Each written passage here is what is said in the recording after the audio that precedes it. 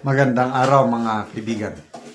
Bigyan natin ng reaction, opinion itong post Kasombrerong Dennis. Mga good news po ito sa mga ka-DDS natin. Ayon sa independent private survey na ginawa ng mga reliable firm sa programa ni Corina Sanchez, taasan nitong sinabi kay Antonio Trillanes sa interview sa Billionaire News Channel na kahit daw pagsamasamahin ang lahat ng mga numero ng kalaban ni Sara Duterte sa pagka-presidente sa 2028, mahirap pa rin daw itong matalo.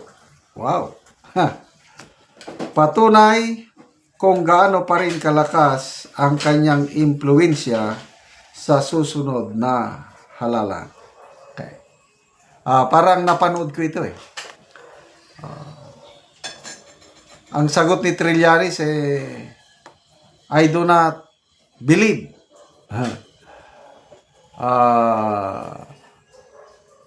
It's not true, sabi ni Trillanes eh. Well, of course, natural yun. Alangan namin sabi niya, yes, I believe. Hindi rin binanggit ni Corina Sanchez kung anong independent survey. But ang alam ko niyan, itong mga financiers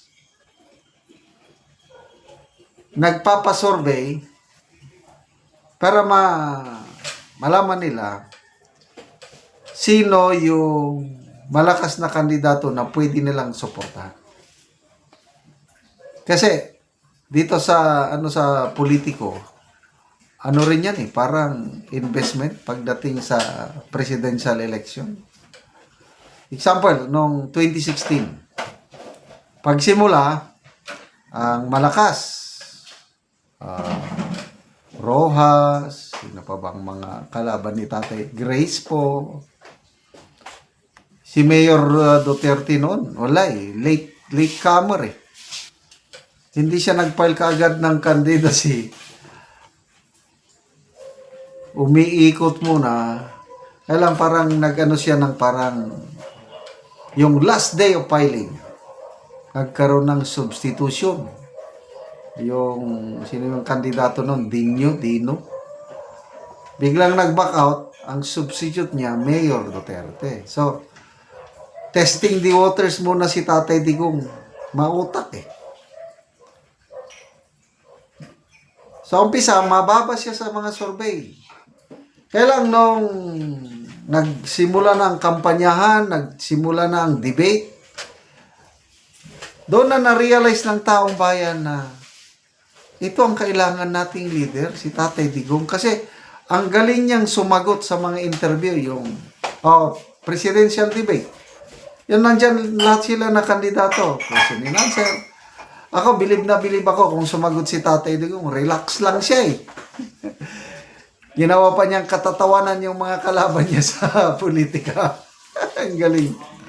Kaya lang, pagdating kay late Senator Miriam Defensor Santiago, buong respeto naman ang kanyang birada. Siya yung dapat magtanong kay then Senator Miriam Santiago. Parang pagkakataon ba niya na para magtanong ng mahirap para ma-down yung kalaban. Ganon yung format eh. Kaya lang, iba ang style niya eh. Who am I? Sabi niya. Who am I to ask question to this learned icon of... Hindi ako pwede. Miriam Defensor Santiago yan eh. What's your question? Madam, how are you now? Kumusta na po kayo ngayon, madam? Tawa na. Well, kasi may sakit na noon si Senator Santiago. Cancer. Kailang tumakbo pa rin pagka-presidente. Ang daming bumilib. Kung sina Grace po, sina Rojas, pinagtatawanan niya. May mga pasaring. Ayun, nung malapit ng eleksyon, tumaas ng rating niya. Ayun. Nagsimula na yung mga financier, mga oligarch. Kanya-kanya ng bigay ng offer ng support. Kaya lang, ginawa ni Tatay Digong, hindi niya tinanggap. Ganun siya, mautak eh. Kaya tingnan nyo, nung umupo na siya, kaya niyang labanan ng mga oligarko. Kasi wala siyang pinagkautangan ng loob. Kaya alam ko may mga ganyan. Independent surveys. Para malaman nila sino yung susuportahan nila. Kaya nakapagsabi yan si Corina Sanchez.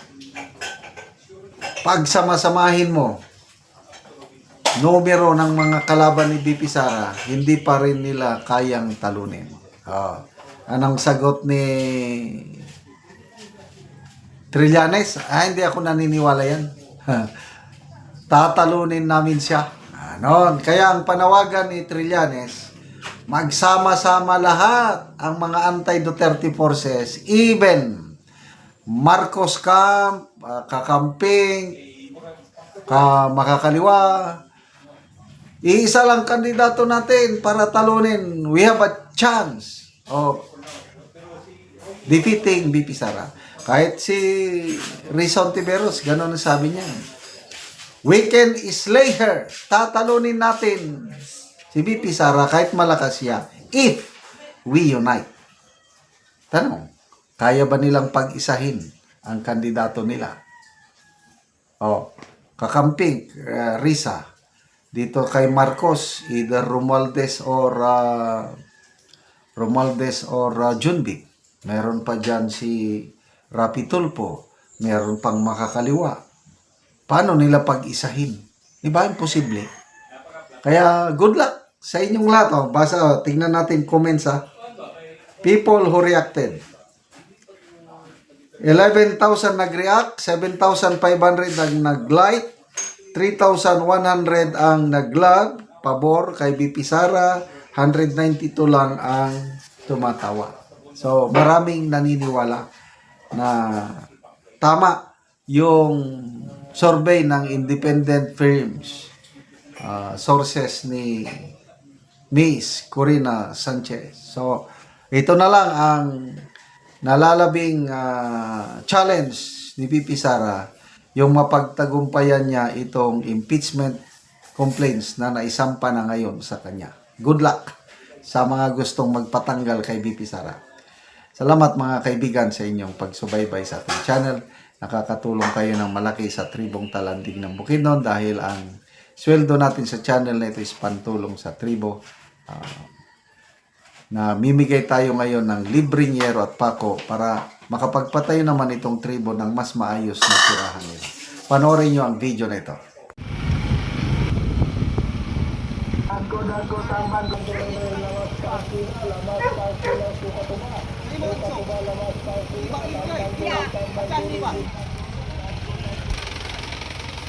So gitabangan lang ang balo sa pagdala sa yangero.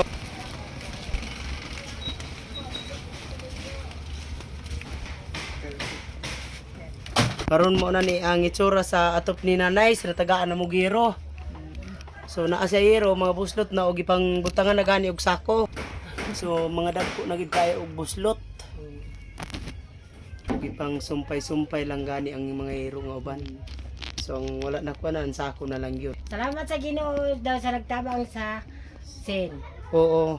So ikaw na nay usa ka kabalo. Oo. Pila na katuig na nay sa imong pagkabalo? 24 na. 24 na katuig. Ayat pa ko sila og tabang nga kising-kasing. Oo, so wala gayud kasukad na kadawat og tabang. Wala. So karon pa ka. Karon pa gyud. Pila na day na nay ang imong edad?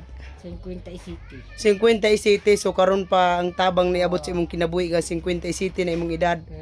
Oo, pila imong anak na nay? Napulo. Napulo. So tanan na ay pamilya? Wala pa. Wala pa. Upat pa ang nakapamilya. Upat pa ang nagpamilya. So ikaw lang gabuhi sa imong mga anak. Ako gyud.